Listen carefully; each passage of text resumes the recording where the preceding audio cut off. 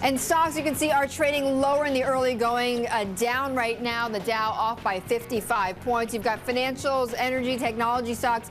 Those cyclicals are the worst performers right now on the S&P. And Mitt Romney's Every Town Counts bus tour made a stop this weekend in Pennsylvania, where he was greeted by my next guest. Republican Senator Pat Toomey joins me now. Senator, great to have you here with us. First off, how was campaigning this weekend? Oh, it was terrific. We had a couple of stops that I participated in with Governor Romney. He was very enthusiastically received. The trips went very, very well. There's a tremendous amount of energy for his campaign. What were the voters saying to you? I mean, what was top of their mind? I think the top of the mind for voters is, what are we going to do to get this economy moving again?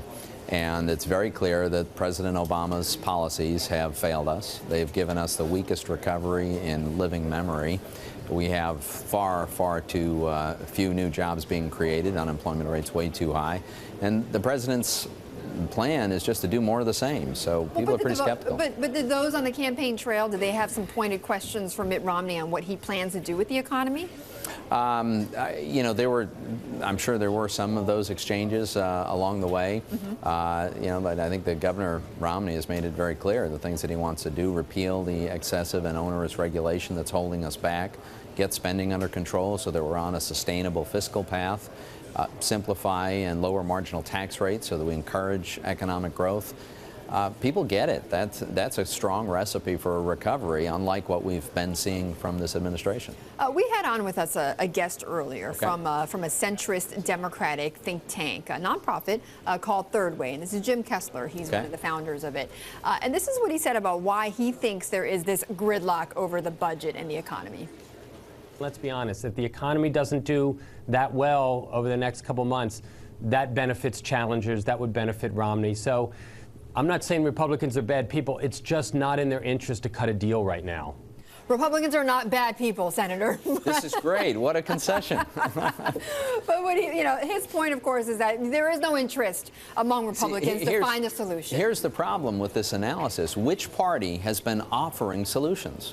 The Republicans have put a budget on the floor of the U.S. House, took all kinds of arrows for it, but in the last 2 consecutive years, they found the votes to pass it. It lays out a blueprint for the future. In the Senate, we had 4 different Republican-authored budget plans that addressed tax reform, entitlement reform, spending discipline, pro-growth policies.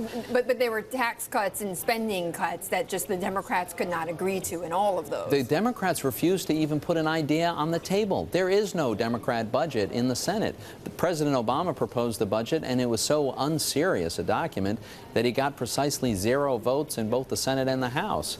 So it's really not fair to paint everybody with the same broad brush. Republicans have been showing up with specific ideas, and in fact, in the budget that I introduced, I took some of the president's ideas and still couldn't attract Democrat support. Senator, is there feasibly going to be any common ground, though, after the elections? I mean, it sounds as if before the elections, forget it, nothing's going to happen. But after the elections, would we be able to see some common ground to move the needle forward? Well, I think the answer is yes, we're going to do something because we don't have much time. We've got a fiscal situation that is arguably worse than Spain's, arguably in some ways worse than Italy, the situation our federal government is in.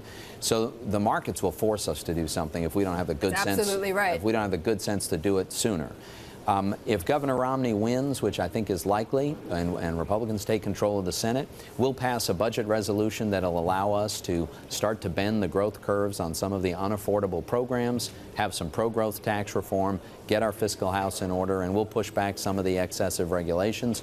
If President Obama were to win, I'm not sure. I think he'd be in a mood to just double down on what he's been doing, more wasteful stimulus spending, big tax increases, more regulation. That's not going to get us out of this mess. Well, talking about entitlement reform and actually talking about spending and regulations, we're going to have the decision by the Supreme Court on health care as soon as today, perhaps. Possibly, yeah. If, in fact, it is upheld, would you agree with Eric Cantor, for instance, who was on our program, who said he wants to repeal the entire, he would appeal this, if it was upheld, he would repeal the entire health care reform law? Yeah, I'm in favor of repealing it regardless of what the Supreme Court decides. This is a very bad policy. It is completely unaffordable. It has the government controlling health care to an extent. There's no part of it you would keep? No, it's fundamentally the wrong direction. To have the government controlling health care is the wrong direction. What we need is consumers and individuals having control over their own health care. And if we empowered consumers and we forced more competition on the part of insurers, we'd get better service, we'd have more access and more affordability. It's just a different direction that we should go in. Senator, thanks for stopping by here and In the Loop. Appreciate it. Thanks for Senator having me. Pat Toomey of Pennsylvania. And coming up